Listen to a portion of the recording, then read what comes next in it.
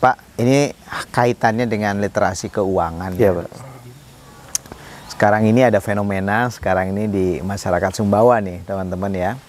Lagi ada fenomena di mana masyarakat itu dihebohkan dengan adanya usaha yang disinyalir. Kemarin saya lihat suratnya itu dari OJK itu dikategorikan sebagai skema Ponzi ya gitu ya. Jadi maksud saya gini, kalau hal ini menjadi fenomena, berarti ada sesuatu yang menarik dan sangat di atas rata-rata seperti itu kan ya Pak ya. Supaya dia kalau itu standar pasti nggak jadi biasa, fenomena gitu ya. seperti itu. Tapi jadi di dalam profilnya UTS itu ada seorang mahasiswa kita ngomong gini, tak sai sate nyamanate laga datang kosamawa senap semu nyaman nyawe. Jadi artinya gini, hai siapa yang mau bahagia ya, datanglah ke Sumbawa. Kurang lebih gitulah.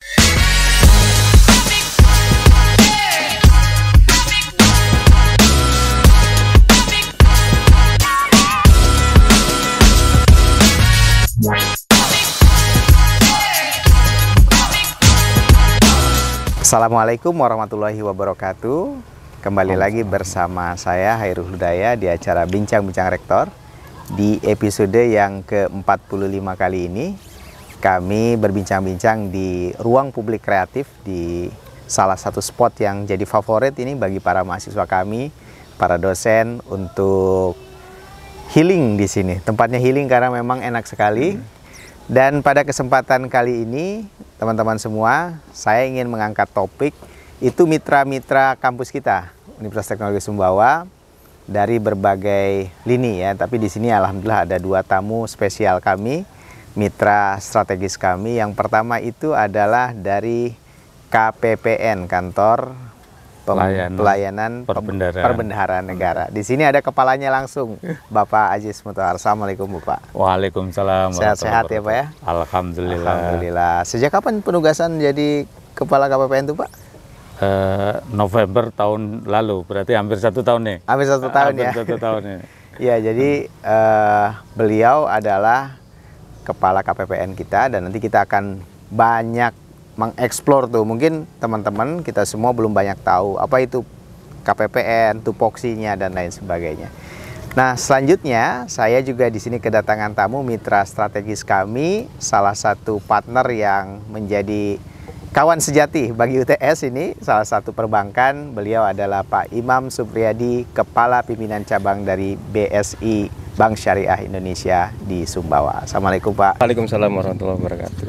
Ya Pak Imam, terima kasih. Nanti kita banyak bincang-bincang ini, tapi topiknya sebenarnya ini terkait dengan diaspora ya, bukan diaspora sebenarnya.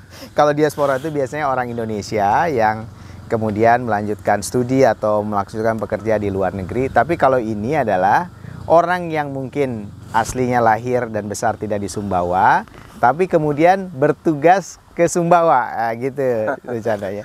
Mungkin dari Pak Imam sendiri, Pak Imam mungkin bisa sedikit perkenalan Bapak, mungkin background pendidikan juga sedikit boleh, terus aslinya dari mana gitu. Silakan Pak Imam. Assalamualaikum warahmatullahi wabarakatuh. Waalaikumsalam warahmatullahi wabarakatuh. Saya dengan Imam Supriyadi ya. Kebetulan saya diberikan amanah menjadi Kepala Cabang Bank Syariah Indonesia, Cabang Sumbawa. Asal saya dari negeri seberang, dari Banyuwangi. Pulau seberang ya? Pulau seberang, Banyuwangi. jadi nyebrang berapa pulau ya? Jadi Bali, Lombok, Sumbawa. Bali, Lombok, Sumbawa. Nyebrang 2 kali selat ya, 3 kali selat ya. Iya betul. Pendidikan saya nggak jauh-jauh dari ekonomi ya. Saya jurusan akuntansi, kemudian sebelum bergabung dulu dari bank apa Pak? Kalau Bapak? Nah, kebetulan Bank Syariah Indonesia itu kan gabungan dari 3 bank ya Pak. Betul. Jadi ada Bank Syariah Mandiri, ada Bank Rakyat Indonesia Syariah, BRI Syariah, dan BNI Syariah. Kebetulan saya berasal dari Bank Syariah Mandiri ya. Bank Syariah BSM. Saya tugas di Sumbawa ini mulai Februari tahun 2022. 2022 ya, jadi kurang lebih setahun lebih ya. Hampir 2 tahun ini ya, hampir 18 tahun bulan ya, ini lah. Insya Allah Februari ya. Pertama kali dapatkan SK Sumbawa, saya cek di peta ini Pak. Ya, gimana? Saya cek di peta. Jadi ini, hal pertama itu ngecek peta dulu. Ngecek peta dulu. kira-kira saya butuh berapa kali penerbangan dan sebagainya. Ternyata Tapi benar perkiraan saya. Sebelumnya Pak, sebelum ke Sumbawa Bapak sempat ke daerah yang lain? Sempat, saya kebetulan sebelum di Sumbawa, dinas di Banyuwangi, sebelumnya di Jember, di Surabaya, pernah Tapi di Jawa saja. di bank sebelumnya pernah saya Pak di Balikpapan. Di Balikpapan sebelumnya ya. Kemudian jadi pertama dapat SK, langsung Dapat ngecek. SK, yang saya cek pertama berapa kali saya harus penerbangan ini.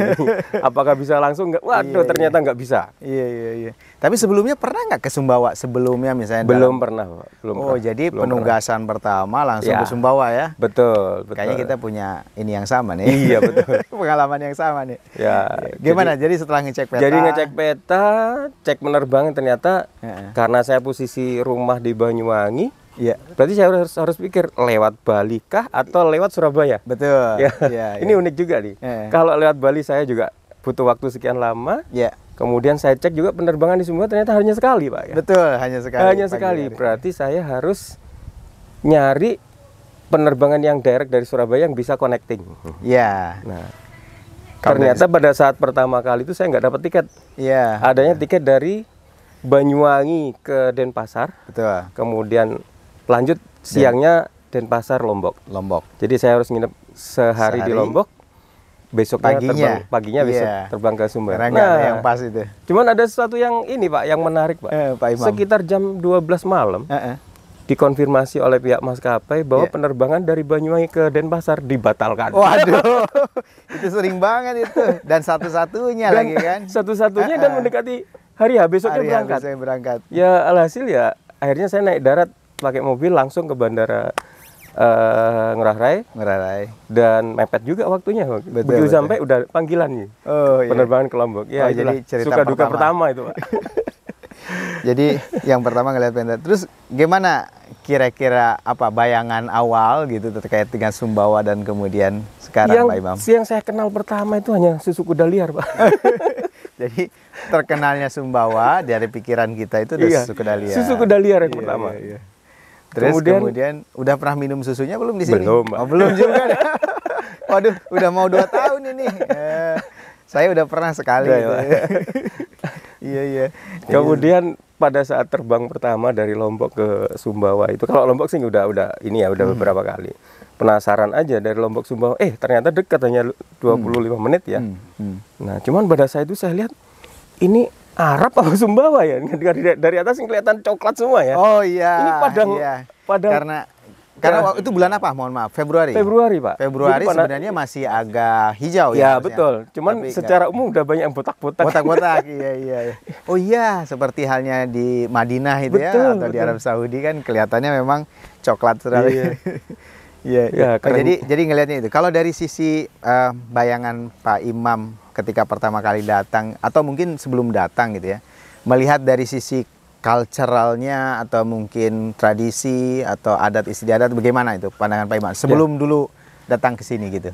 Yang jelas saya ya karena waktunya mepet ya Pak ya. Jadi dapat SK sekarang maksimal 2-3 hari udah harus berangkat gitu. ya. Tapi sebelumnya saya pernah mendengar tentang Sumbawa itu ya sekilas-sekilas aja ya. Cuman yang pertama susu kuda liar. Iya. Kemudian kebiasaan saya ya, menempati daerah itu pasti saya cek dulu profil cabang yang mau saya pegang. Iya. Di sana ada bank apa aja, di sana berapa luas ininya Iya. gitu kan. Jadi profiling Dulu gitu ya. daerahnya seperti itu. Nah, yang jelas pertama kali saya pada saat mau mendarat itu saya udah punya bayangan. Ini kayaknya harus ada tanaman khusus ini kalau seperti ini. Iya. Awalnya saya pikir kopi, Ya. tebu, Iya. atau jagung. Iya. Ternyata jagung yang paling Iya, banyak. iya. Kalau tebu rada lumayan juga ya karena Ada. panas. Tapi kalau kopi mungkin harus dia agak lebih Ya, betul. dataran tinggi ya. Oke Pak Imam, saya ingin bincang sama Pak Ajis. Nah teman-teman, tadi Pak Imam, Kepala Pimpinan Cabang dari BSI Sumbawa ya. Selanjutnya ini saya ingin bincang dengan Pak Ajis Mutohar. Pak Ajis, kalau Bapak kan berarti seorang PNS ya Pak ya? Iya. Mungkin Bapak punya memperkenalkan diri dulu ya, background pendidikan mungkin, kemudian asalnya Pak. Oh, dari mana? baik. Silakan Pak Ajis. Baik, bismillahirrahmanirrahim. Assalamualaikum warahmatullahi wabarakatuh. Waalaikumsalam warahmatullahi wabarakatuh. Seperti Pak Imam tadi ya, Asalnya saya hampir sama, cuma beda ini, Banyuwangi, saya Banyumas. Oh, wangi Jadi sama kalau mas. Wangi sama Mas gitu kan. Tapi memang lebih terkenalnya Purwokertonya. Purwokerto, betul. Jadi iya. kotanya itu Purwokerto, kabupatennya Banyumas, Banyumas ya. ya. Intinya kalau teman-teman sekalian itu kami terkenal bahasanya ngapak lah. Bahasa gitu. ngapak ya. Masih kelihatan sih Pak. Iya. Prinsipnya itu kalau tidak ngapak, Orang ngapak, orang orang ngapak, kepenak. orang kepenak gitu. Ya, itu terkenal jadi itu. terkenalnya itu. Jadi dari sana kemudian pendidikannya dulu di ya saya pendidikan S1-nya di Unsud, Unsud. terus Sebelumnya di STAN ya kalau nggak salah Pak? Belum. Bukan. Saya penerimaan, jadi di Kemenku itu ada dua, ada Iya. penerimaan yang dari STAN itu Betul, memang betul. yang Ikatan dinas ya. ikatan dinas yang mayoritas lah. Betul. Tapi juga ada penerimaan S1 yang tapi tidak setiap tahun. Jadi Betul. apa masa-masa tertentu aja lah. Jadi iya. di saya itu 98, 99, terus 2002. Saya penerimaan 2002. 2022 ya. Terus ada lagi 2010. Jadi jangka waktunya jauh. tidak Yang tentu gitu. Oh, tapi kan selama itu mungkin diisi dari teman-teman dari STAN ya. Kalau teman-teman dari STAN Memang memang rutin lah rutinnya gitu di ya situ setiap itu. Jadi kalau yang penerimaan S1 itu. Jadi S1-nya ekonomi pembangunan saya di Unsud, Iya, iya. Universitas Jenderal Sudirman. Ya, di Purwokerto. Di Purwokerto lah Iya, itu di karena, kota, ya. karena keterimanya di situ gitu. Iya. Karena saya sebenarnya dulunya orang fisika gitu kan. Oh, Cuma Bapak dari fisika? ya dari fisika SMA-nya fisika Oh, SMA-nya sebenarnya. fisika, iya, Cuma akhirnya Ke ekonomi, ekonomi pembangunan. pembangunan. Iya, Tapi iya. begitu ini kok enak rasanya gitu di ekonomi kayaknya. Jadi udahlah diterusin Akhirnya aja lah. menjadi PNS di tahun 2002. Iya, PNS tahun 2002. Habis itu saya S2 di MPKP UI. Oh, MPKP Ya, UI, ya. tapi di Kebijakan Salemba. publik, iya, betul. Ya. Jadi kuliahnya masih di Salemba. Jadi kurang menikmati UI yang di Depok yang ada seperti ini kayaknya nggak nikmatin lah. Gitu Seperti kan. UTS di sini ya, Iya, Pak ya. seperti Iya, UTS iya. ini gitu. Lalu dari situ Bapak sempat ditempatkan di mana saja di Kemenkeu, di Direktorat Jenderal KPPN ini atau Ya, gimana? jadi kalau di kami di Kemenku ada salah satu unit eselon 1 namanya Direktorat Jenderal Perbendaharaan. Ya. Kalau dulu namanya Direktorat Jenderal Anggaran itu Ya. kita bertransformasi lah di tahun 2005 lah. Jadi kalau orang Kemenku itu udah tertanam di dalam mentalnya lah gitu. Pasti akan ke daerah lah gitu. Pasti, Ya. karena kan Cuma sering sama enggaknya itu yang Iya. nasib lah itu. kalau KPPN kita sendiri Pak di Sumbawa itu bagian daripada apa? Cabang atau apa? Jadi atau gini, disebutnya? Jadi ini ada salah KPPN di Sumbawa Besar itu. Kalau nama resminya kami KPPN Sumbawa Besar karena KPPN itu berdasarkan kota gitu ya, Oh. bukan kabupaten gitu. Iya. Namanya dia Sumbawa Besar ya. KPPN Sumbawa Besar. Betul. Jadi KPPN Sumbawa Besar itu salah satu kantor vertikal di Direktorat Jenderal Perbendaharaan. Betul. Jadi kalau levelnya itu kan ada di kantor pusat di Jakarta, terus di tingkat provinsi itu ada namanya kantor wilayah Direktorat Jenderal Perbendaharaan. Lah di kabupaten atau kota ya itu namanya menjadi kantor pelayanan perbendaharaan negara. Kalau kami di Sumbawa Besar itu wilayahnya ada dua yaitu Kabupaten Sumbawa dan Sumbawa Barat. Jadi kalau di Sumbawa itu di Pulau Sumbawa ada dua KPPN. Ya. Jadi Di Bima KPPN, satu lagi. Ya, satu di Bima gitu. Di Bima melayani untuk Dompu, Melayani Kota Bima. Dompu, Kota Bima, sama Dan Kabupaten Bima. Kabupaten Bima, Nah, ya. ada 3. Terus kalau di NTB ini ada 4 sebenarnya. Selain Bima sama Sumbawa Besar, ada lagi KPPN Selong yang melayani Ya. Lombok Timur. Nah. Lah, yang lainnya itu KPPN Mataram. Oh, dari Mataram ya. KPPN Mataram. Ya, ya. Tapi ada yang di provinsinya nggak sih KPPN itu nggak ada Pak? Langsung ke pusat ya? Ada Kanwil itu. Oh, Kanwil, Iya, ya kantor wilayah ya. Perbendaharaan. Iya. Nah. Dan kemudian ini yang menjadi mungkin pertanyaan dari teman-teman. Sebenarnya tugasnya itu apa sih sebenarnya KPPN itu, Pak? Gitu. Jadi tugas pertama kita sebagai treasurer ya. Ya. Treasurer itu terkait ya dengan menerima, menyalurkan APBN lah gitu. Tapi jadi tugas dari utama APBN kita ya? itu sebenarnya menyalurkan APBN. Tapi ada tugas-tugas yang lain lah sebenarnya. Kita juga mulai tahun 2023 itu seluruh TKD itu disalurkan melalui KPPN. Tunjangan kinerja daerah. TKD? Transfer ke daerah. Oh, transfer ke daerah. Ya. Jadi ada DAU, DPK, DAK, semua macam-macam lah gitu. Melalui pokoknya KPPN. Itu, gitu. Tapi itu kan dari APBN ya Pak? Ya, dari APBN. Kan selama ini sumber pendapatan utama APBD kan masih transfer ke daerah. Iya, betul. Apalagi Sumbawa Barat itu ya masih sekitar 90-an lah itu. 90% itu berasal dari APBD, ya, bukan dari PAD-nya gitu ya. Kalau PAD nggak masuk ke KPPN Pak ya? Enggak. Dari PAD itu ya sekitar 10% lah saya lihat. Iya. Jadi itu salah satu yang baru lah. Kalau yang lama sih ya kita menyalurkan APBN ke sater-sater vertikal lah seperti kejaksaan, kepolisian. Oh, dulu pengadilan. sempat ya Pak ya? Dulu sampai kejaksaan, kepolisian. Enggak, sekarang juga iya ya? Oh. Itu namanya kan kita bedakan ada dua nih, ada Satker daerah, ada satuan kerja pemerintah daerah gitu. Itu ada sater vertikal. Jadi sater vertikal itu yang tidak terkait dengan otonomi daerah itu. Betul. Jadi seperti kepolisian, kejaksaan, pengadilan, agama, imigrasi itu juga. Imigrasi juga gitu. Iya. Jadi kami sekitar ada 51 satker vertikal. Oh, di seluruh Sumbawa yang kemudian dikelola itu Pak ya? Jadi dananya dari kami full gitu kan. Jadi si negara ini dari pusat gitu transfernya ke KPPN. Ditransfer itu Pak? Enggak, jadi sistemnya kan kita menyalurkan intinya kan gitu. Jadi mereka sater-sater ini mengajukan pembayaran ke kami, nanti kami bisa cek atau dan sebagainya lah gitu kan, namanya validasi dan sebagainya.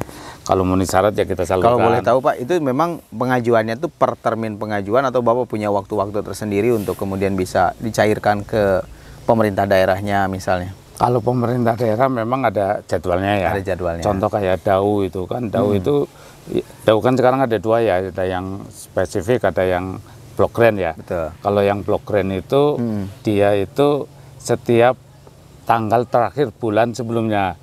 Jadi kalau tanggal ini 30 hari kerja ya, kan ya nggak maksudnya sebelum tanggal 1 gitu loh. Iya. Jadi kalau September berarti untuk Oktobernya itu tanggal 30 September kalau 30-nya gitu. itu hari kerja. Iya. Tapi kalau untuk DAU yang spesifik gitu ya, kalau DAU spesifik itu dia tergantung pemdanya itu. Iya. Kan harus melengkapi persyaratan yang baru kemudian dicairkan. Baru bisa dicairkan. Jadi sesuai dengan aturan-aturan yang berlaku ya Pak ya. Terus kemudian bisa langsung mencairkannya. Tapi di samping penyalur itu memang tugas utama. Tapi kami kan juga dengan beliau ini Pak Imam juga kita kan ada literasi keuangan ya. Gitu. Ada namanya digitalisasi pembayaran. Nah, itu bagian daripada tugas dan tanggung jawab ya Pak ya. Bapak bukan hanya menyalurkan saja tadi ya. Tapi ada itu juga. Termasuk bermitra dengan UTS ya Pak. Iya. Ya seluruh stakeholder, baik stakeholder yang secara langsung maupun tidak langsung. Tidak langsung ya. Makanya kami kan juga termasuk literasi kan menjalin hubungan dengan UTS juga, UTS gitu. Kita selalu hadir di acaranya Bapak itu, apa namanya? Bakarante Kaji Samawa. Nah itu bagus tuh acaranya tuh, jadi luar biasa bisa sharing. Pak, tapi tadi ngomongin sudah langsung ke situ, tapi saya pengen nanyanya itu, tadi kalau Pak Imam kan beberapa hari dapat SK langsung ke sini. Kalau Bapak gimana ceritanya tuh? Ceritanya pengalaman ke Sumbawa pertama kali? Memang pertama kali, tapi ini jadi karena saya itu sebenarnya kalau di perbendaharaan itu udah ya jadi orang daerah juga sering, terus saya juga kebetulan setengah dari perjalanan kerja saya di kantor pusat gitu. Oh iya. Jadi saya pernah di Medan, Tanjung Balai, Tanjung Pinang, lah selebihnya di Jakarta. Di NTB belum pernah tapi Pak ya? Di wilayah timur itu belum sebenarnya. Saya itu selama ini bersentuhan dengan budaya Melayu gitu. Melayu semua ya. Melayu sama Batak. Nah jadi gimana kalau Bapak ngelihatnya? Kalau apa yang berkesan mungkin ya? Ya memang agak berbeda ya di setiap tempat itu memang ada spesifiknya ya gitulah. Saya lihat di sini tuh memang agak lebih spesifik dibandingkan dengan Indonesia bagian barat lah gitu kan. Betul. Di samping alamnya juga agak beda lah ya. Alamnya agak beda. Di sini agak kering-kering banget gitu kan. Terus kalau hujan juga hujannya gitu. Lumayan. Tapi secara umum sih unik lah maksudnya di Sumbawa ini. Bapak tinggal dengan keluarga ya di sini ya? Ya alhamdulillah. Dan gimana anak-anak nih? Ada putranya nih Bang Hafiz nih. Halo Bang. Gimana Bang Hafiz? Sini sayang. Gimana kalau anak-anak Pak dengan keluarga Pak? Jadi anak-anak itu sebenarnya kalau sama Hafiz itu lumayan betah di sini itu. Oh gitu ya? Iya. Malah seneng dia ya? Iya. Tapi memang anak-anak saya karena sering pindah-pindah gitu, jadi udah biasa gitu ya? menyelesaikan diri ya. Apalagi anak pertama saya itu dulu itu sempet kelas 3 SD itu udah 3 sekolahan gitu kan. Iya. Nah, bener Pak ya. Salah satunya itu saya mengalami gitu kalau kita sering ke kota besar, ke Jakarta itu salah satunya soal polusi ya sekarang yang jadi masalah ya. Di sini rasanya enak sekali segar gitu ya. Bahkan ada cerita banyak yang katanya kalau di Jawa itu sering sakit-sakitan, di sini malah dia sehat gitu karena mungkin udaranya gitu. Ya memang kan di samping alamnya masih natural ya, masih enak, masih segar gitu. Tekanan pekerjaan kan kalau saya di pusat ya Pak. Kalau di pusat sama di daerah itu agak beda gitu loh, maksudnya kan gitu. Jadi tapi kalau di Jawa selain di pusat saya belum pernah sih, jadi belum bisa merasakan. Kalau Pak Imam kan sudah pernah kan gitu kan. Tapi kalau di pusat kan memang tekanannya agak beda ya. Kita berangkat pagi masih gelap, pulang juga udah malam gitu kan. Jadi kalau di sini masih waktunya enak ya Pak ya. Waktunya masih bisa enak lah, kita berangkat juga matahari udah terbit, pulang mau sebelum matahari terbit atau sesudah masih bisa kita atur lah gitu. Nah, gini. Ya. Oke, terima kasih Pak. Saya bicara sama Pak Imam sebentar. Nah, Pak Imam menarik tadi disampaikan oleh Pak Aziz nih tentang bagaimana kita hidup di sini. Ada nggak sih kendala-kendala Pak yang dialami oleh Pak Imam nih selama kita tinggal di Sumbawa ini Pak? Iya. Ya mungkin dialami hampir semua orang ya. Pertama adalah kendala cuaca pertama. Saya awal-awal kesini itu disampaikan oleh teman-teman. Ini sebelum seberapa Pak? Nanti sekitar bulan September. Februari masih musim hujan itu. September, Oktober, November, matahari di Sumbawa itu ada 4. Wih, maksudnya gimana? Saking panasnya gitu. Panasnya katanya. Ya, tapi ya alhamdulillah karena kita juga kami udah sebagian besar kalau misalkan kayak kita ini udah sering-sering pindah ya. Insya Allah sih proses adaptasi itu nggak terlalu lama. Pertama kali saya datang dalam waktu 1-2 minggu atau hampir 1 bulan, yang saya rasakan itu makanan Pak. Makanan gimana Pak? Makanan ini kan lebih, kalau di sini kan lebih ke arah asam apa ya? Asam, kemudian apa ya, tekstur rempahnya itu kan lebih keras daripada Jawa. Apa makanan yang favoritnya Pak? Kalau di sini sih makanan favorit masih, menurut saya sih masih ya, kalau saya makanan favorit saya bakso sama mie ayam. karena universal. Itu kayaknya yang di mana Pak? Yang di jalan itu. Jalan apa? Jalan Garuda. Favoritnya itu Jalan Garuda. Banyak Pak. Jadi saya Pak? Biar teman-teman tahu nih favoritnya Pak Imam di mana. Saya hampir semua udah tahu bakso hafal kalau di Ada rekomendasi sebelah mana Pak? Jalan mana Pak? Enggak usah disebutkan mereknya. Dekat masjid itu ada masjid. Oh iya itu. Masjid Aluda. Iya, Aluda ya yang sebelah situ ya. Atau di dekat Samota. Yang Samota yang Jalan Garuda itu ya. Iya, betul ya. Jadi pertama itu faktor makanan hampir sama aja semua. Gitu. Kemudian, tapi kalau sepat sama singa pernah ngerasain? Nah, ini penasaran. Ini menarik juga. Mungkin hari ketiga pas pulang Jumat, saya diajak makan sama temen. Iya. Saya lihat ini makanan apa gitu ya. Yang mana nih? Yang asam-asam atau? Yang sepat, sepat ya. Iya Pak. Kok kayak ada daun kelor? Iya, ada daun kelor. Daun aru mungkin ya, atau daun. Menurut saya awalnya saya pikir daun kelor ya. Terus ada kayak kerupuk kulit. Iya. Ada ikan dibakar. Agak asam. Mikir saya. Tapi siang-siang kan itu? Siang. Seger banget itu. Siang. Ya awalnya kan bingung Pak. Lama-lama begitu ini ya asik juga. Asik juga ya. Terus pertama kali susah nerima. Kok aneh gitu ya.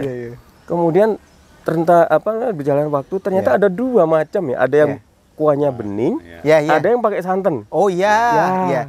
Ternyata saya lebih cocok yang pakai santan. Pakai santan ikan juga atau ayam? Ikan. Juga ya? Karena ada ayam juga biasanya ya di situ ya. Nah, karena apa? Yang pakai santan ini saya ada padanannya di daerah saya, Pak. Oh, ada. Ada. Jadi tapi mirip masakan asam itu. Juga, Pak. Ada agak asam ya? Iya, jadi mirip itu ya, ada kayak kelapa muda diparut, kemudian dicampur dengan ikan laut dan sebagainya. Cuman kalau di daerah saya itu namanya nasi cawuk namanya. Nasi cawuk. Mirip gitu kayak apa namanya, sepat yang pakai santan. Tapi itu yang ada, saya cocok. menurut saya ada yang pasti akan membedakannya itu adalah ada yang namanya aru ya teman-teman ya. Aru itu kayak semacam apa namanya, daun gitu Ya. ya, kecil-kecil gitu Pak. Nah, itu Dan yang nggak ada. Endemiknya tuh di sini katanya. Betul, Benar ya betul, teman-teman ya? betul, Ah, betul. Nah, katanya ini yang dari- ciri khas dari- yang dari mungkin ini. harus apa ya, terus tetap dipertahankan gitu. Kalau Pak Imam kayaknya ke arah makanan ini. Terus gimana Pak dengan yang lainnya? Mungkin ada Bapak pernah ngelihat pacuan kuda kah? Ya. Atau apa lagi? Mungkin pernah snorkeling atau ke Oh iya, pantai atau apa gini. gitu? Kalau Sumbawa ini kan saya kebetulan hobi ini ya, hobi traveling juga. Ya. Iya, Jadi di iya. kantor saya tuh ya mungkin beberapa bulan ini agak off ya. Tapi sebelumnya begitu saya masuk dapat 3 bulan itu saya udah bikin program setiap awal bulan kita traveling. Saya ada grup khusus Oh gitu. traveling. Kemana aja Pak? Ya jadi kayak Pulau Moyo, Pulau Moyo udah ya. Pulau apa namanya? Satonda? Udah? Satonda belum. Belum Satonda Next ya. Next Besok nanti tuh, Pak. Sabtu besok ini kita mau ke Mantar. Woi. Ya. Ke negeri Kita di atas pernah ke awan. Pulau Bedil. Pulau Bedil sudah. Sudah. Oh. Ke Nawa. Pulau Bedil sempat nginap di sana? Enggak ya. Jadi rata-rata pulangan pergi aja. ya pulang dan pergi dan rata-rata teman-teman hobi juga Ke snorkeling Nawa ya. sudah ya. Ya. Bapak snorkeling. Di Snorkeling. sini berarti sudah di Sandropole itu. Sandropol udah 3 kali. Waduh. katanya Pak, itu saya dikasih tahu ada salah satu snorkeling gitu Ya. ya, yang ahli snorkeling. Katanya salah satu terindah di dunia tuh. Betul, Pak. Terutama yang agak ada palung ke bawahnya Betul, itu tuh. betul, Itu betul. katanya Betul. luar biasa itu di sini. Yang waktu kami datang kedua kali kebetulan lagi surut, Pak. Betul. Lagi Oh, agak surut ya. Jadi kita nggak naik bukit itu. Oh, lihat Jadi kita bawah. lihat Lihat bawah ya, lihat lihat bawah. bawah. Cuman saya sampaikan kepada teman-teman hati-hati, cuman ini bisa ngerusak karangnya Oh gitu. iya, betul. Jadi kita Pak. benar-benar milih, Pak, yang nggak ada karang kita injek. Iya. Subhanallah, masih ada airnya, genangan itu bagus semua. Bagus sekali ya. Bagus sekali. Tapi begitu agak siang ternyata kita harus naik. Udah naik, Udah dia nggak naik. bisa ya, Nggak harus naik bisa. ke atas ya. Jadi memang terindah, Pak. Saya kan hobi snorkeling dari dulu iya, ya. iya, iya. Memang termasuk yang terindah ya, Pak. Makanya saya sepakat nggak usah bikin jalan sudah. Gitu ya, Pak. Seperti Ya? itu alamnya. Alami gitu, Pak. Kalau bikin jalan mungkin 1 tahun rusak, Pak. Oh, gitu. Rata-rata gitu. Harus lewat, maksudnya harus ke atas naik. Ya, supaya harus, jangan ya. diinjak-injak ya, Pak. Betul. Terus biar alami lah. Biar alami. Iya, iya. Itu bagus walaupun ya kalau dari space-nya kan kecil, Pak, Terus ya. jadi targetnya kemana lagi nih yang belum nih? Ya, itu. Mantar. Besok pagi kita ke Mantar. Besok pergi ke Mantar ya. Mungkin Satonda terakhir saya udah punya Satonda, ya? angan-angan sama teman-teman. Nah. Tropika sudah, Pak. Tapi kan sudah. Sudah. Hotel Tropika itu Kayak- sudah. Iya, iya, iya. Ini, Pak, terakhir mungkin sebelum saya pindah harus ke mana namanya? Labuan Bajo gitu. Oh, Labuan Bajo. Nyebrang berarti ke Nyebrang. ke dari Sape ke Labuan Bajo. Iya, iya. Ya untuk ini juga sih refresh Oke. teman-teman biar Pak biar, Imam, tugas sehari-hari apa kalau sebagai pinca itu? pinca itu kan gini, Pak ya. Jadi kalau Bapak lihat di kantor kami itu begitu selesai Ya. mulai jam layanan jam 8 itu sudah alhamdulillah hampir tiap hari itu rame terus, Pak. Sehari itu berapa sih customer yang dilayani, Pak? Kira-kira, Pak? Bisa sampai 150, Pak. Iya, banyak ngantri saya lihat ya. Ya. Makanya kami memberikan saya begitu datang waktu itu saya bikin satu terobosan Iya. ruangan kepala cabang saya pindah, Pak. Dulu bukan di situ, Oh. kecil ruangannya. Iya, iya. Kemudian kita nggak punya ruangan khusus terima Iya, tamu. iya, Akhirnya iya. saya bikin ruang kepala cabang di depan itu juga yang Iya. panjang. Iya. Karena saya jarang juga di tempat, saya berlakukan ruang itu juga sebagai ruang tamu. Oh. Iya. Iya, iya, iya. Sebagai ruang tamu. Jadi aktivitas kami itu, Pak, setiap pagi jam setengah 8 kita doa pagi bersama, ngaji sebentar ya di banking hall itu. Iya, iya. Kemudian briefing. Kemudian jam 8 udah mulai aktivitas. Aktivitas ya. Yang marketing lanjut briefing lagi di atas sebentar, habis itu mereka bergerak, yang pelayanan fokus ke tetap di kantor, nanti siangnya atau sorenya begitu kumpul kita koordinasi lagi seperti itu, Pak. Iya. Nah, yang paling penting adalah bagaimana segitu banyak nasabah, segitu banyak orang tetap bisa kita layani tanpa ada sesuatu yang komplain. Betul. Komplain itu adalah hal yang biasa, tapi ketika ada komplain, namanya masyarakat ya. segera kita Iya. eliminir seperti Iya. itu. Makanya saya sediakan ruang itu, saya sampaikan Dan kepada- BSI sekarang salah satu bank terbesar ya di top berapa? Top. Kalau kita sekarang secara umum urutan ke-6, Mbak. Oh, top 6 ya. Urutan 6. Dari sisi aset. aset ya. Aset, ya. Karena pergabungan 3 bank yang Betul, besar itu betul, tadi. betul. Pak, ini kaitannya dengan literasi keuangan. Iya, Pak. Sekarang ini ada fenomena sekarang ini di masyarakat Sumbawa nih, teman-teman ya. Lagi ada fenomena di mana masyarakat itu dihebohkan dengan adanya usaha yang disinyalir. Kemarin saya lihat suratnya itu dari OJK itu dikategorikan sebagai skema Ponzi ya gitu ya. Banyak yang jadi korban, tapi banyak juga yang untung mungkin ya dari usaha ini. Sebagai orang perbankan, Pak, bagaimana, pertama saya pengen tanya pendapat Bapak, bagaimana Bapak melihat situasi yang sekarang ini gitu? Ya, sebenarnya fenomena seperti ini kan sering terjadi ya Pak ya. Sangat sering terjadi. Sangat sering Kayaknya terjadi. berulang-ulang ya Pak ya? Berulang-ulang. Jadi sebagai seorang banker mungkin kita kan tidak bisa melarang Pak ya. Tidak bisa menghalangi seseorang ikut atau enggak. Cuman yang mungkin bisa kami sampaikan adalah ya lebih berhati-hati lagi dalam itu, pasti kan tujuannya investasi ya Pak ya. Jadi investasi itu kan menanamkan satu modal atau suatu rupiah dengan mengharapkan imbal jasa rupiah yang lebih besar. Betul, kan intinya betul. Gitu kan. Ya, kita berinvestasi itu bagus ya gitu ya. Kadang kan nggak semua investasi juga seperti hanya skema Ponzi gitu. Tapi memang apakah skema Ponzi itu selalu menawarkan sesuatu yang lebih besarnya tuh di luar nalar gitu, di luar nalar kita atau di luar banyak kebiasaan kewajaran itu Pak? Ya. Jadi fenomena itu terjadi kan salah satunya itu Pak. Kalau misalkan return yang ditawarkan itu standar-standar aja. Standar itu biasanya berapa persen Pak? Ya artinya standar yang ditentukan dengan lembaga keuangan dan lainnya, standar-standar perbankan misalkan. Kira-kira 10%? Oh, nggak sampai. Nggak sampai, 8%. Ya, karena regulasi udah mengatur, regulator udah ngatur, nggak bisa lebih dari sekian, nggak bisa. Kan ada juga lembaga penjaminan simpanan dan sebagainya itu ada aturannya Pak. Untuk investasi. Ya, jadi maksud saya gini. Kalau hal ini menjadi fenomena, berarti ada sesuatu yang menarik dan sangat di atas rata-rata seperti itu kan ya Pak ya. Supaya dia kalau itu standar pasti nggak jadi biasa, fenomena gitu ya. seperti itu. Tapi itu harus fenomena. Betul, Dan betul. Jadi ya kembali lagi dari pihak perbankan ya memang nggak bisa melarang, nggak bisa membatasi. Gitu. Saya pengen tanya itu, kadang saya berpikir gini Pak, apakah memang karena kekurangan literasi ya? Ada pengaruh itu nggak sih Pak? Saya pikir pengaruh itu ada, tetapi sangat kecil Pak.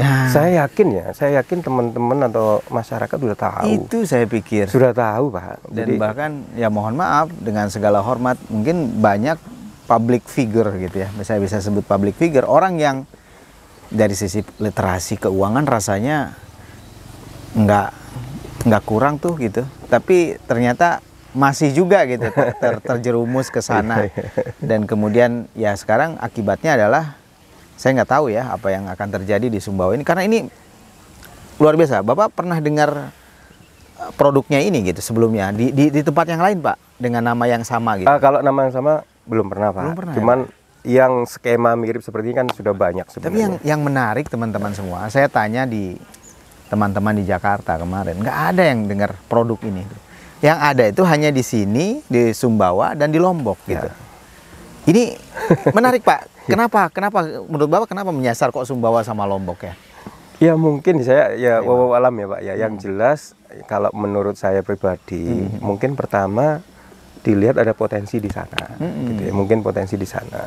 Kemudian kalau tadi berbicara masalah literasi keuangan, saya pikir ya nggak juga berpengaruh secara langsung. Tadi Bapak sampaikan kan, karena orang-orangnya orang-orang hebat-hebat, orang pintar-pintar semua. Ya memang yang bisa kita lakukan adalah ya bagaimana kita mengingatkan mungkin orang-orang terdekat kita seperti itu.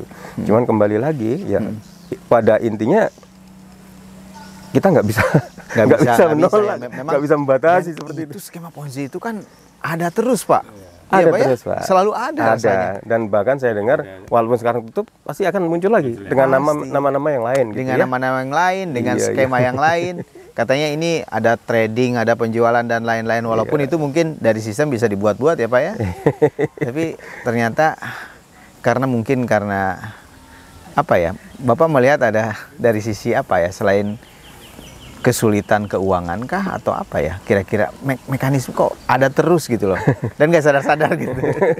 Kenapa? Saya pikir kalau kesulitan keuangan nggak juga ya Pak ya. Tadi Bapak sampaikan itu ya ada juga yang udah. Tapi intinya mungkin peluang dan kesempatan yang dipikir akan mendapatkan sesuatu yang lebih itu tadi sih, gitu ya. Bahkan yang saya khawatirkan teman-teman semua ini adalah jadi menyebabkan permusuhan di antara sahabat-sahabat gitu ya. Bisa ada jadi. yang mungkin ya itu yang kita khawatirkan. Jadi mudah-mudahan itu tidak merebus dan Bahkan sampai dilapor-laporkan ke apa namanya APH ya, ke polisi gitu ya, terkait dengan ya mungkin ada yang proses penipuan dan lain sebagainya. Ini menarik, dan apa yang harus kita lakukan kemudian Pak Imam? Ya mungkin sebagai dari pihak perbankan, pertama itu tadi, kalau saya sih melihat, kalau saya punya satu prinsip saya sampaikan kepada teman-teman, pakai, Bapak masih ingat obatnya Nyamuk Bakar ya? Iya. Jadi muter dari arah kecil, dari keluarga kita, dari kita saling ngingatin aja Pak ya. Ke depan pasti akan ada model-model seperti itu. Ke depan gitu. Pasti akan, Bapak memprediksi akan Memprediksi, ada. saya prediksi akan ada. Mungkin nggak di Sumbawa ya? Ya. Dalam waktu mungkin yang nama bisa beda, tapi beda. fenomena seperti ini akan selalu muncul seperti itu Pak. Karena sebenarnya orang-orang Indonesia kan canggih juga dari sisi sistem. Iya.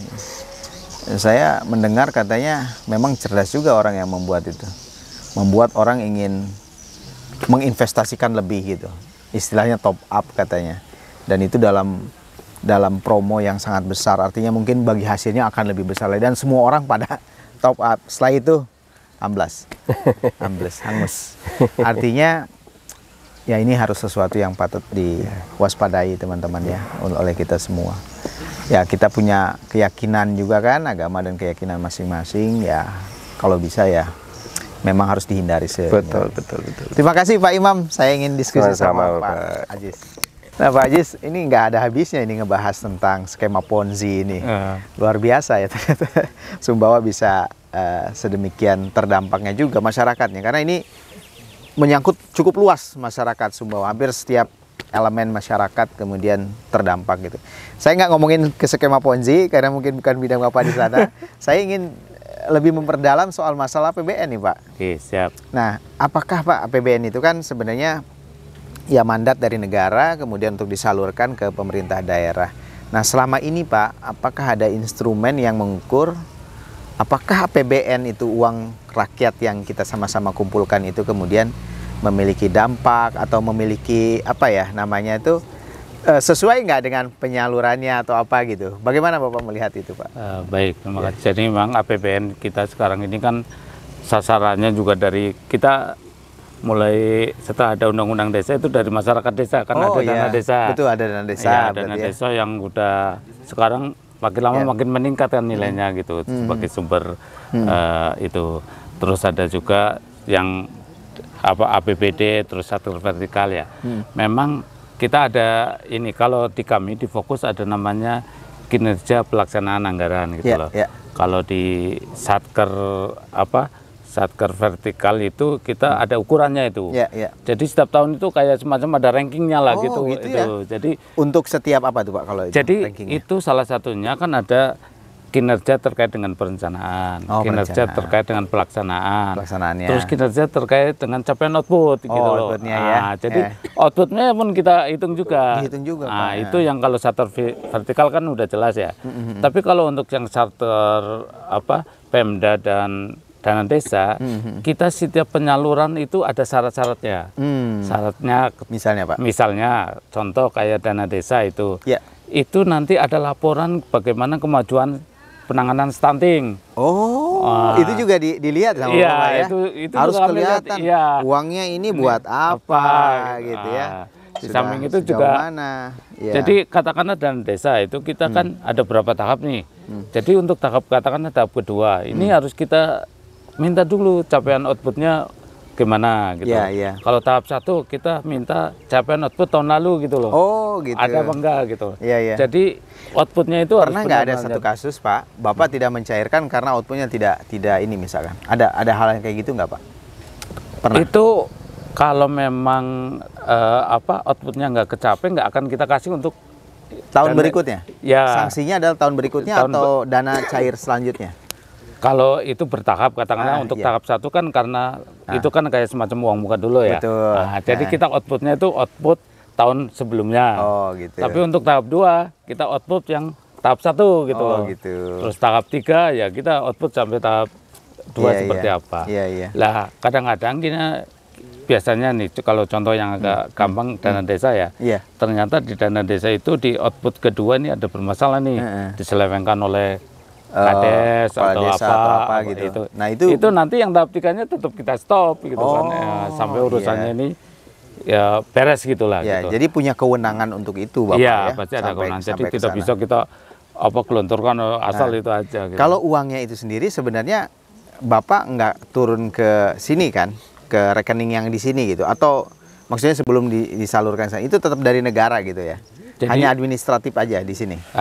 Jadi ini periodenya dulu sempat kita punya ada rekening di daerah. Oh, tapi gitu.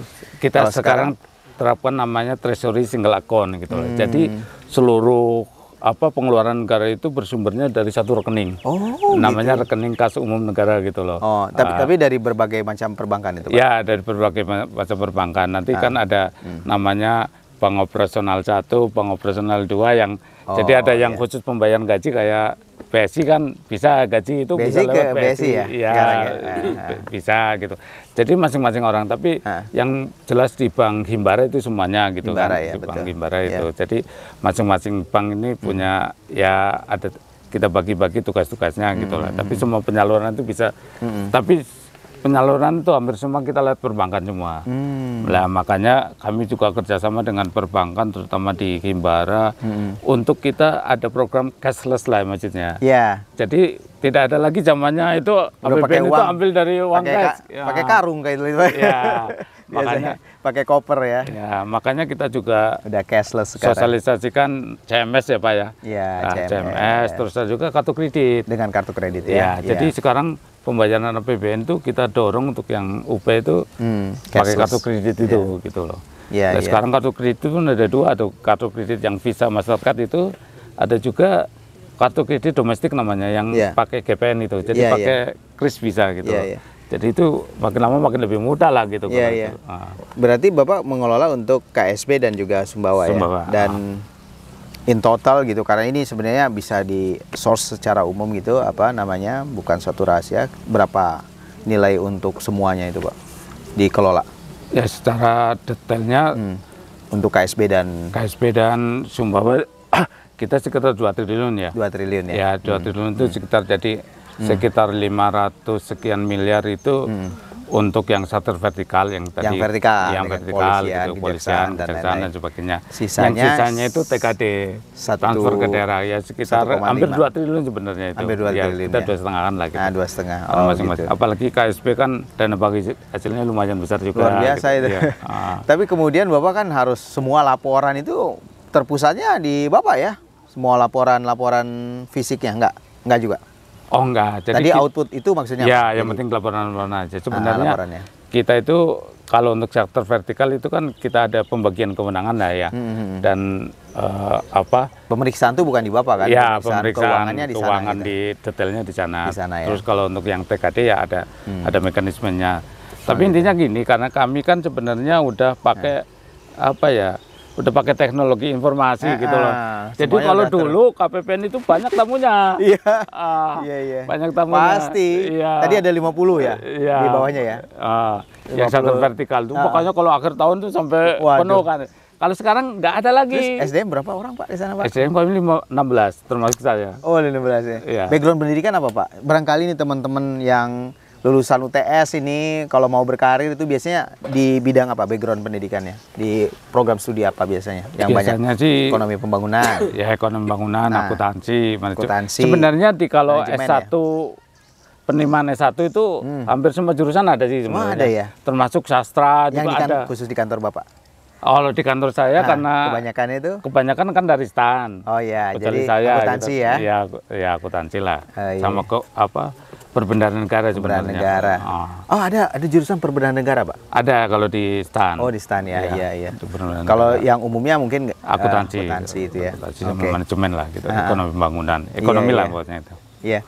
Pak, ini kan kita sekarang sedang berkolaborasi nih UTS. Alhamdulillah, terima kasih Pak Kepala sudah melibatkan untuk beberapa kali kajian maupun beberapa kali bakaran TKJ Samawa itu.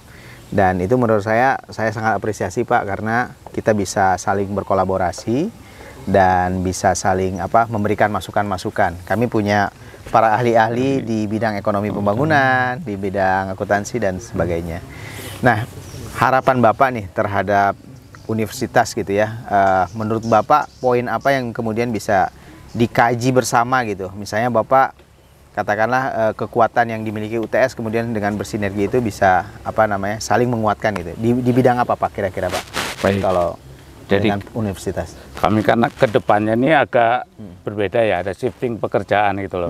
Jadi yang dulunya bersifat clerical, sekarang bersifat analis gitu Ya, loh. betul. Nah, salah satu tugas terbaru kami itu terkait dengan financial advisor untuk Pemda gitu loh, pembangunan Financial daerah. advisor untuk pemerintah daerah. Pemerintah daerah. Seperti apa itu Pak? Boleh Ya dijelaskan? sebenarnya kita pengen bangun keuangan di daerah, ya maksudnya bukan hanya pemerintah daerah aja, tapi di lingkungan daerah itu bisa lebih maju dan Betul. ekonomi regional juga kebantu. Kalau di tingkat Kanwil kita ada namanya RCE, Regional Chief Economist. Jadi dia itu menggandeng ada namanya apa ya? Ahli yang dari universitas setempat. Kalau di sini kan pusatnya di Mataram ya. Betul. Ya ahli yang dari kita namanya lokal expert gitu loh. Local expert, Nah, ya. jadi ada yang pendamping kita. Nah. Itu kalau di tingkat Kanwil seperti itu. Nah, ini turunan di daerah juga kami harus gitu. Jadi pekerjaan kami berikutnya itu lebih banyak ke apa? Ke analisa. Analisanya. Jadi makanya kami kan ada sekarang juga memperhatikan KUA PPAS-nya Pemda gitu Iya, kan. betul. Kami harus analisa itu. Nah, makanya kami gandeng UTS ini salah satunya. iya, Sebenarnya iya, kan iya. bukan hanya UTS, yang lain juga itu, tapi Iya. sebagai ada lokal expertnya lah gitu Iya, kan. iya, iya, Lokal iya. expert membantu kami bagaimana nih kalau kita memberikan analisa-analisa Nah, terkait perekonomian betul. regional gitu. Nah, saya pikir terima kasih nih Pak Kepala. Jadi ini peluang nih buat para teman-teman. Kita sebagai dosen tentu saja punya salah satu kewajiban penelitian dan pengabdian masyarakat. Saya kira bisa dikolaborasikan terutama mungkin untuk teman-teman di ekonomi pembangunan ya. Jadi bisa ini. Terima kasih Pak Ajis. Iya, Saya sama-sama. bicara sama Pak Imam dulu. Terima kasih. Nah, Pak Imam, sama seperti halnya pertanyaan saya ke Pak Ajis tadi. Alhamdulillah BSI adalah salah satu mitra yang cukup kuat juga buat UTS. Payroll kita ada di sana. Dan kita luar biasa terima kasih atas dukungan Pak Imam juga sebagai Kepala Pinca yang luar biasa buat UTS selama ini.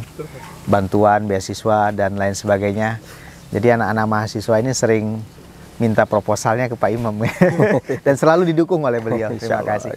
Pak Imam, melihat itu kira-kira bersinergi mungkin Pak Imam sebagai salah satu BUMN juga apakah punya mungkin bagaimana harapan sinergisme antara kampus kemudian dengan perbankan ya Pak Imam? Oke.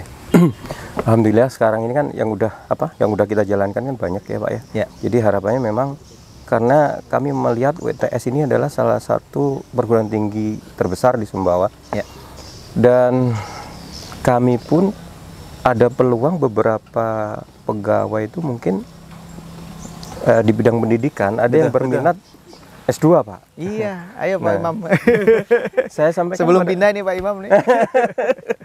saya sampaikan pada teman-teman, mumpung ada kesempatan, ayo kita Bisa buat program yang, mohon maaf kemarin ada salah satu perbankan syariah juga, itu syariah banking, jadi banking syariah. Nanti kita menyiapkan dosen-dosen yang khusus juga Pak Imam. Betul. Ayo kita buat Pak Imam. Ya, insya Allah.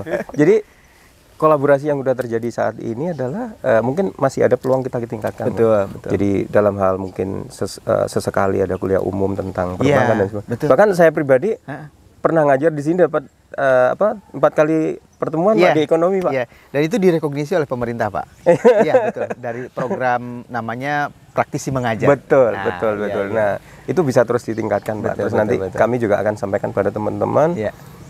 Peluang untuk belajar itu harus tetap ada. Ya, Jadi nanti kita ini Pak, kita buat aturkan programnya ya, buat kita program buat program seperti itu. dengan- Karena memang jurusan perbankan syariah atau ekonomi syariah itu cukup menjanjikan Pak. Iya betul. Nah itu penting itu perbankan Penting, Pak. syariah itu. Bahkan sudah ada program studinya khusus Pak tentang ekonomi syariah ya. Betul. Di beberapa universitas besar. Ini karena waktu terbatas Pak Imam, satu pertanyaan terakhir untuk kedua pembicara kita. Bagaimana kesan Pak Imam di Sumbawa? Nah, Sumbawa ini salah satu kota yang ternyaman yang pernah saya tempatin, gitu Pak. ya. Ternyaman ya. Terlepas awal-awal agak sedikit kaget, panas, dan tapi lama-lama nyaman dan enak ya. tinggalnya Tinggalnya mungkin enak. alamnya tadi ya Pak ya? Kemudian ini Pak, ya dari alam ternyata banyak sekali yang mungkin masih bisa di explore, Pak. Iya. Saya masih punya angan-angan udah masuk itu dalam Di sela-sela kesibukan Pak Imam masih bisa traveling ya. Nanti kapan-kapan Ya, saya harus, ikut deh Pak. kalau gitu. Harus, Pak. Bapak kalau cek di mobil saya itu ada joran loh, Pak. Oh gitu. Mancing terus ya Pak ya? Iya, iya. Tadi sempat saya mikir, Oh wah, boleh nanti mancing di Danau UTS ini nih, banyak harusnya ikannya nih Pak. harusnya dikasih ada banyak ikan Oh, ya? banyak ya. Iya, banyak Wah, ikannya bagus kami lah. ini ya. Jadi itu Pak, jadi intinya Sumbawa ini salah satu Tempat ternyaman yang yang pernah saya tempatin ya. Iya. Jadi terlepas itu panas atau kita udah biasa akhirnya gitu. Saya Ya. punya bahasa Sumbawanya nih, mudah-mudahan nggak salah nih.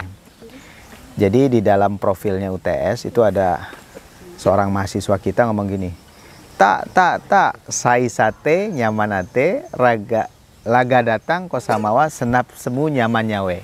Jadi artinya gini, hai, siapa yang mau bahagia ya, Ya. datanglah ke Ke Sumbawa. Sumbawa. Kurang lebih gitulah. Hati senang, tentram gitu ya. Ya, sudah total. Ternyata Pak Imam merasakan hal itu ya. Merasakan Pak. Oke, terima kasih Pak Imam. Ya. Ya, ini Pak Ajis dengan pertanyaan yang sama ini. Gimana menurut Pak Ajis? Ya, alhamdulillah ya kalau Sumbawa ini memang sangat nyaman lah ya. Saya juga dari segi makanan juga cocok itu. Saya itu puasa itu hampir kan 30 hari lah ya. Iya, iya. Kayaknya 20 hari itu saya bukannya pakai sepat itu. Oh ya, waduh. Berarti Berarti kalau kayak gitu udah orang Sumbawa ini. ternyata saya senang gitu bajunya Iya, itu iya. baju salah satu. Udah orang jadi orang Sumbawa ini kalau gitu. Juga Masyarakatnya ramah-ramah masyarakatnya ya. ramah-ramah gitu loh. Saya Alhamdulillah. jadi kalau bergaul sama para pejabat Pemda dengan masyarakat nih Jadi welcome-nya gitu. Di masjid juga kayaknya Saya kira tidak ada perbedaan ya. Dan Jadi sangat ramah lah kalau ya, di sini masyarakatnya lah. Ya, sangat masyarakatnya egaliter ramah lah gitu ya. Apalagi terus ya itu didukung oleh lingkungan alam yang Alamnya ya yang karena di sini ada dua yang unik lah ya Pak. Jadi Ya. pantainya deket, gunungnya juga Oh dekat iya, gitu. Ya. betul itu Pak, setuju saya. itu. Antara pantai sama gunung, kadang kan kita kalau ke gunung jauh ya Pak ya. Iya. Ini di Bukit Olat Maras saya sarankan Bapak sama kalau suka naik gunung nanti kapan ke Olat Maras nih, siap. Pak. Itu menyenangkan itu Pak. Kalau bisa habis subuh gitu, kadang sering ada kabut di atasnya. Jadi kayak kita ngelihat kabut di bawah seperti negeri di atas awan juga. Nggak jauh dari Mantar lah. Ini sama akal cokan mana nih kayaknya? Oh, Agal masih nomor 1 kalau menurut saya ya, karena memang Agal kan memang hutannya betul-betul masih bagus. Kalau ini kan memang Bapak lihat ke Olat Maras itu batu Pak. Iya, iya. Itu masih untung ada. Jaraknya jauhnya gitu. Oh, jauhnya tinggi mungkin siapa Agal ya? Masih Agal. Agal itu memang pegunungan Pak, daerah pegunungan. Kalau kita lihat dari atas itu kan pegunungan yang tinggi. Berarti karena kalau saya akal aja udah bisa, apalagi sini. Oh iya, berarti beliau nih siap nih. Nanti kapan-kapan Mas Dani tolong ditemenin beliau untuk naik nih. Baik, terima kasih banyak. Ini pembicaraan yang luar biasa. Pak Imam Supriyadi, terima kasih. Dan juga Pak Ajis Mutohar. Dua pembicara yang luar biasa, teman-teman semua. Ternyata saya dapat satu kesimpulan. Dan kesimpulan itu sama. Tadi, siapa yang ingin bahagia, datanglah ke Sumbawa. Kurang lebih seperti itu. Dan sebagai orang pendatang, jangan ragu-ragu, sungkan kalau dapat penugasan, kalau dapat apalagi tugas dari pimpinan dan sebagainya untuk ke Sumbawa. Insya Allah Sumbawa akan menjadi tempat yang nyaman dan menyenangkan. Khususnya UTS akan menjadi tempat yang nyaman menyenangkan untuk tumbuh utuh menjadi manusia yang bermanfaat bagi semesta alam. Terima kasih, sampai ketemu di episode selanjutnya. Wassalamualaikum warahmatullahi wabarakatuh. Waalaikumsalam. Terima kasih. Terima kasih, Pak Terima kasih.